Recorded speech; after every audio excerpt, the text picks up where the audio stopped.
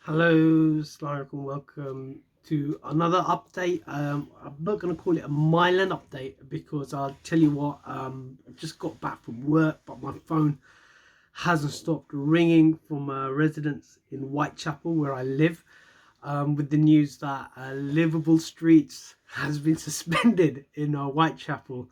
So I just want to say, obviously, my hands are clean, as they say, but well done to the residents and the campaigners who basically got this done. Because living here in Whitechapel, I actually witnessed people ringing in the middle of lockdown, in the height of the pandemic, getting people to sign the petition, etc., activating.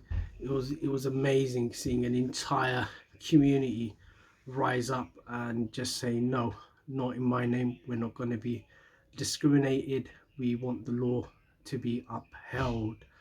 I just want to use the analogy of what happened in sort of like where I come from, where I did my politics at university, and later on we used to have this phrase called Stalingrad.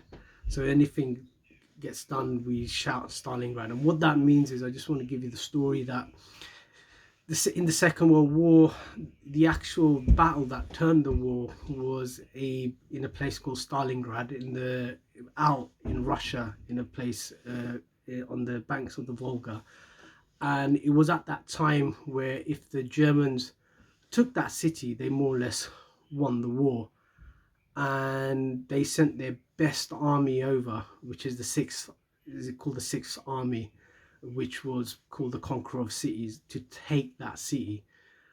Bit like allegedly PCL Consult, who conquered all these other London boroughs, and they came down to Whitechapel.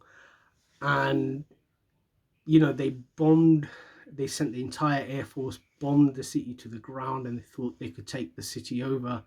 And then ordinary people rose up, men, women, children. They didn't have guns. They fought them with their own bare hands in some of the battles, and eventually beat the best army that they had back and won that battle and turned the tide of the Second World War.